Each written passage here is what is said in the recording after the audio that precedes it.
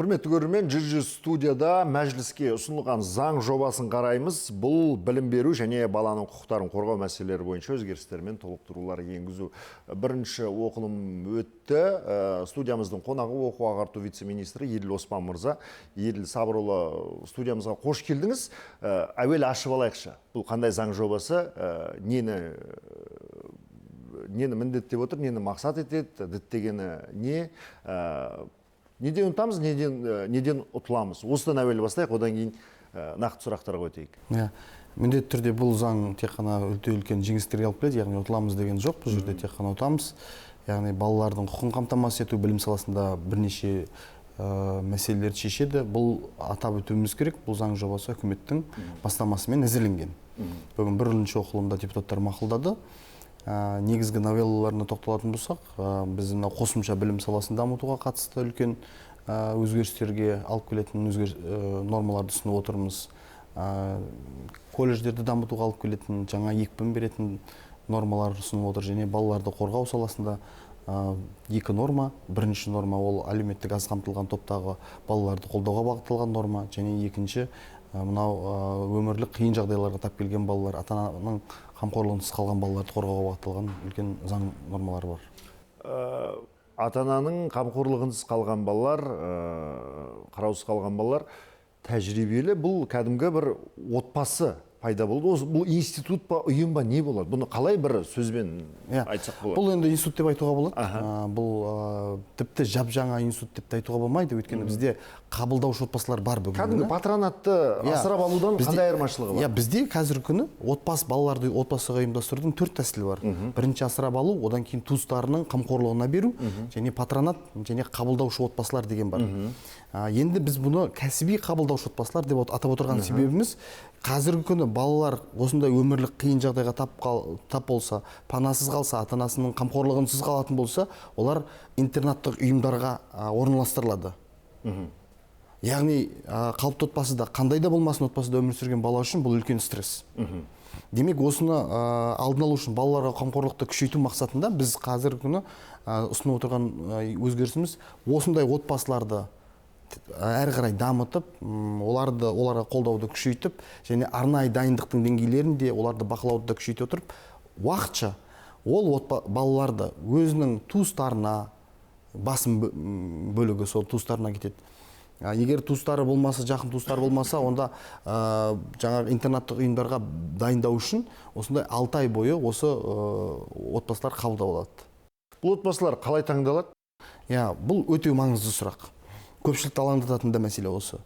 Бұл қазіргі қолданыстағы қабылдаушы отбасыларға қарағанда бұл жерде таңдау, дайындау процесі өте жан-жақты және тыңғылықты өтеді. Бірінші отбасы таңдап алынғаннан кейін оларды диагностиканы өткізу қарастырылған. Яғни отбасының әлеуметтік жағдайы, денсаулық жағдайы, олардың психологиялық ахуалы, деңгейі, балалармен жұмыс жасау машығы, осының барлығы арнайы тесттер арқылы диагностиканы өткізіледі. Осы диагностиканы өткен отбасылар ғана, үміткер отбасылар ғана оқуға жіберіледі. Бірнеше кезеңнен өтетін оқулар бар. Психологиялық дайындық, балалармен жұмыс жасауға үйрету. Осы дайындықтардан өткеннен кейін арнайы мемлекеттік орган, қамқоршы органдар осындай отбасыларға аккредитациялық құжат береді. Жақсы, бұл түсінікті. Еділ Сабырұлы, сіз қазір критерияларын айттыңыз. Негізгі критериялар. Бірақ сол отбасының өзі қалай таңдалады? Мысалы, қандай талап қойылады? Қандай талап қойылады? Мысалы, бәлкім менде де осындай бір ұйымға, институтқа айналғым келетін шығар. Бәлкім менде де осындай жұмыспен айналысқым келетін шығар. Айтуымыз керек. Кез келген отбасы бұнымен айналысамайды ғой енді. Әрине, отбасыларға қойылатын талап өте қатаң және нақты деп айтуға болады. Жасына байланысты, 30 жастан асқан отбасы болу керек, 60 жасқа дейінгі отбасы болу керек. Олардың тұрғын үй жағдайы мүмкіндік беру керек. Соттылығына байланысты, басқа да жаңағы мемлекеттен қойылатын талаптарға байланысты талаптар өте қатаң.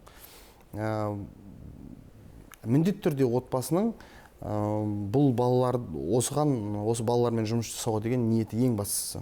Не үшін 30 жас деп алып отырмыз? Өйткені зерттеулер көрсетіп отыр. 30 жаста адамдар балалармен жұмыс жасау кезінде өзін тәрбие беруге лайықты тұлға ретінде қалыптасады.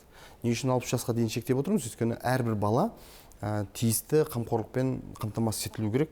Бұл жас аралығында адамдар жаңағы балалармен жұмыс жасауда тәжірибе көрсетіп отырғандай неғұрлым белсенді қызмет көрсетуде. Иә, өмірге деген көзқарас мүлдем басқаша. Еділ Сабырұлы, қазіргі таңда қанша бала осындай тәрбиеде бар? Патронатты болсын, жаңағы енді төрт пункт айтып өттіңіз ғой жаңағы.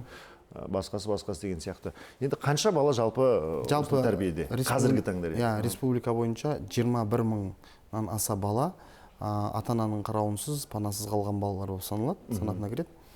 Осы балалардың 17 мыңнан аса көлемінде бұл жаңағы 4 түрлі отбасылық орналастырылған отбасыларға, жаңағы патронат, қамқоршы отбасыларға, қабылдаушы отбасыларға немесе асырап алынған.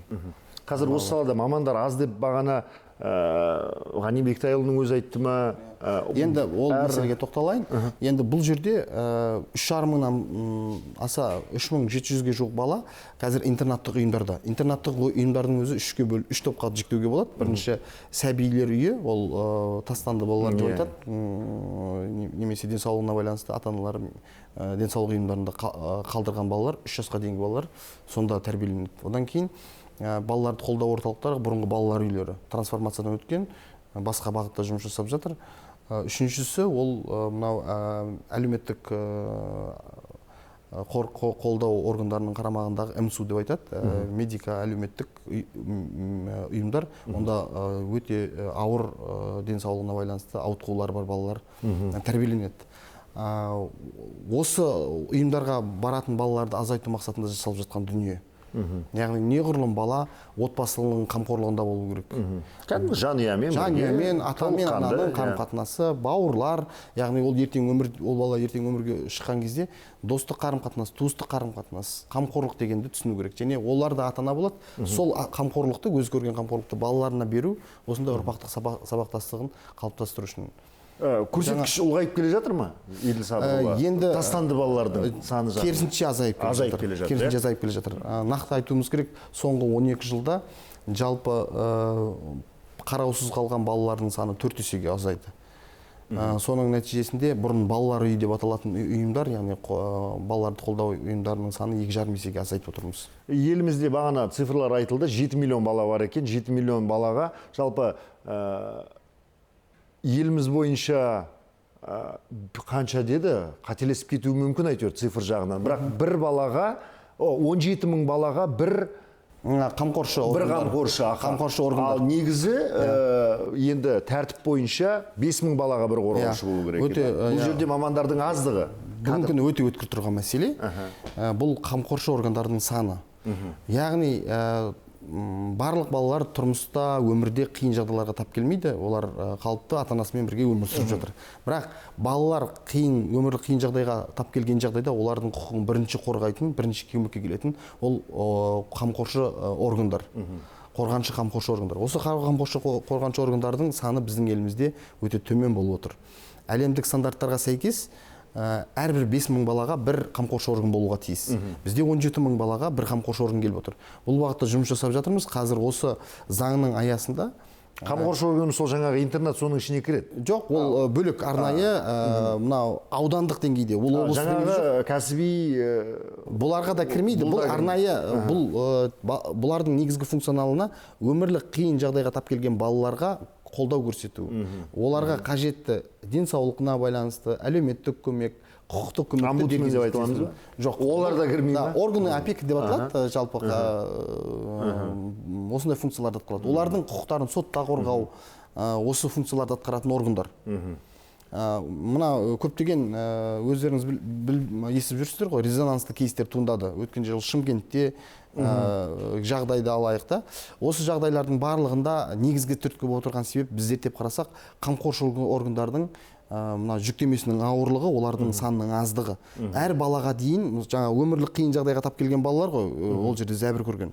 Ата-ананың қарауынсыз панасыз қалған балалар солардың жағдайына қатысты болып тұр.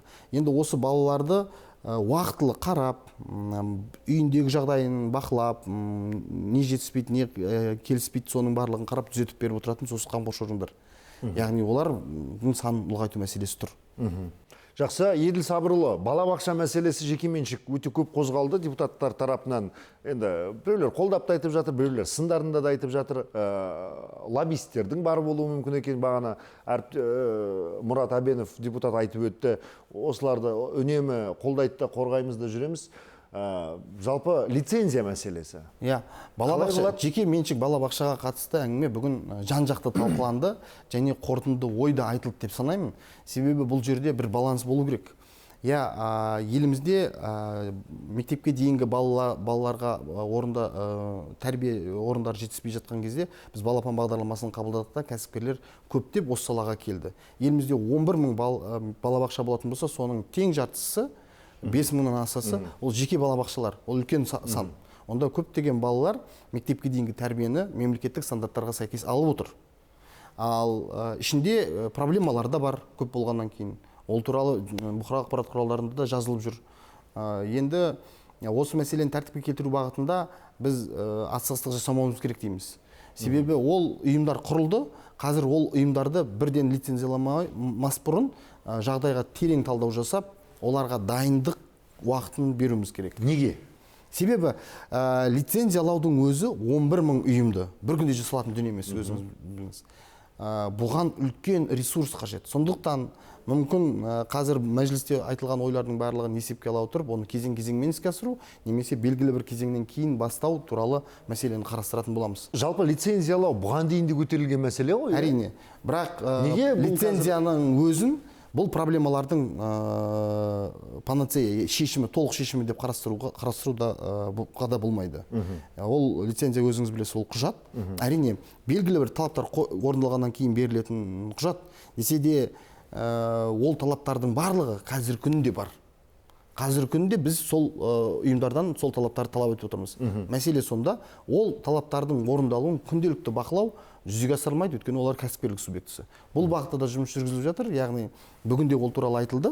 Жалпы мынау мектепке дейінгі білім беру ұйымдарын, жалпы балаларға білім беретін ұйымдарды кәсіпкерлік туралы кодекстен алып тастап, бақылаудың басқа түрін енгізу туралы мәселеде қарастырылды.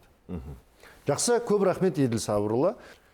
Құрметті көрермен, әзірге айтарымыз осы. Эфир тізгін әріптесім Ульяна Ашимоваға бердім. Рахмет, Ануар. Мы продолжаем информационный вечер на телеканале «Жибек Жолы».